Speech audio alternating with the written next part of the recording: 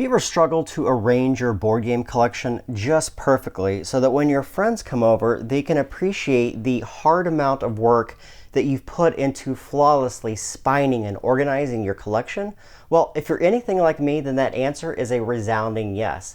And finally, we have a game that addresses this common dilemma.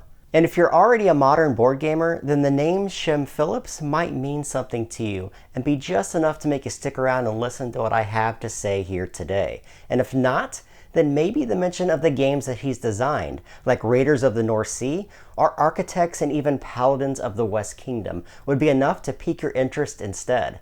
As today, I will be covering his newest board game creation, Shelfie Stacker, a family-friendly 1 to 4 player hand management game that was thematically designed for board gamers just like us in mind. Now, before I start, I do want to state with complete transparency that today's video is being sponsored by Arkus Games. So I will attempt to keep this video strictly explanatory in nature so that you at least have some idea of what to expect if you help fund this project. However, despite being paid to create this video, I must also say that it would be almost impossible for me to not in some way be excited for the chance to cover anything related to Shem's work, as I'm genuinely a huge fan of his designs and have an area in my personal collection that is dedicated to several of his games that I own. So please keep that in mind as well. Alright, with that, let me jump right in and talk about the game.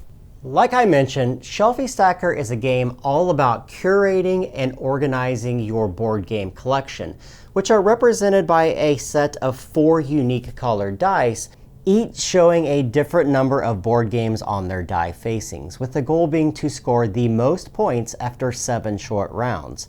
And to do so, players will manage their hand of cards in order to draft the best dice possible.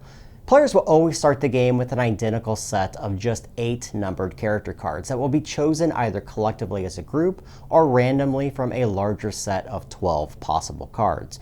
So for example, if cards numbered 3 through 10 are chosen for that particular game, then all players will start with those exact same numbered cards. And it should also be noted here as well that there are several different variants in the rules that are going to allow for a more diverse collection of cards in hand. So you will have the opportunity to inject variety into your starting cards if you so desire.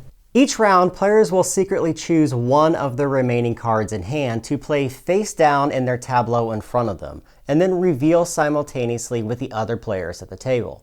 The player with the lowest chosen number on their character card that round will get to select their dice, or again games, first from one of the remaining pools of boxed up games in the display, with each box always containing a set of 3 randomly rolled dice.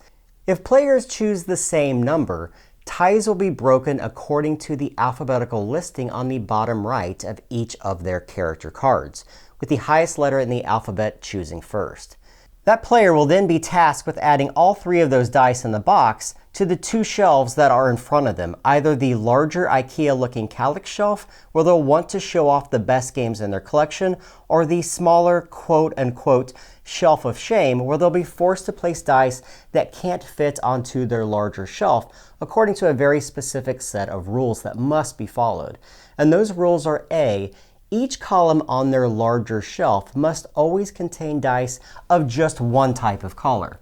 B, those same columns must always be filled from the bottommost rows up, meaning that higher numbered dice must always be placed on top of lower numbered dice. And finally, C, dice with a pip value of 6 are always considered to be wild and can be flipped to any die facing before being placed on that player's shelf, meaning that these are highly sought after due to their extreme flexibility within the game. Now here's the rub. If any player chooses not to place their dice on their larger shelf or can't follow the rules in order to do so, they must place those dice on their smaller shelf of shame, with each die counting as negative points for that player at the end of the game. The unique thing going on here though isn't just simply choosing the lowest numbered character card each round in order to pick your dice first. It's the fact that each character has a unique ability that is attached to them and can be utilized once per game if that character is face up in that player's tableau in front of them, including the round in which the player originally plays the card. Meaning the players do have the option of playing cards and choosing not to use their special abilities until future rounds.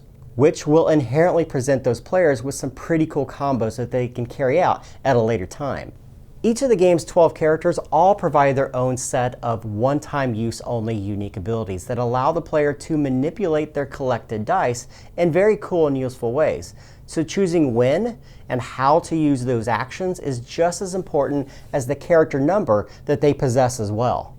After 7 rounds, players will discard their 8th and final card and then tally up all the victory points according to the organization on their actual shelf, as well as their ability to meet the requirements of the 3 goal cards that were chosen randomly at the start of the game. These goal cards will provide a range of victory points according to the parameters set by each of those cards, such as having more dice of a particular color than other players, being the first to make a very specific pattern of colors on their shelf, or having a certain combination of dice at the end of the game. To score the shelves, players will place the point scoring reference card to the right of their large shelf and follow the list from top to bottom, scoring a specific amount of points for the heights of each of their columns, as well as their topmost pip values, while losing 2 victory points for each die that remains on their shelf of shame. And that's everything that you need to know about Shem's upcoming release, Shelfie Stacker from Arkus Games, a deceptively thinky yet lightweight game for 1 to 4 players. If you have any questions about the game, please make them in the comments below. As always, go to their Kickstarter page to see all the final components, and we'll see you guys next time. Hey everyone, if you guys enjoyed this video, please consider dinging the old bell below. That is going to help notify you of new videos that are uploaded to our channel. And as always, give us a like, subscribe to our channel, and please consider watching all of our videos, one of which you can see right here to my left.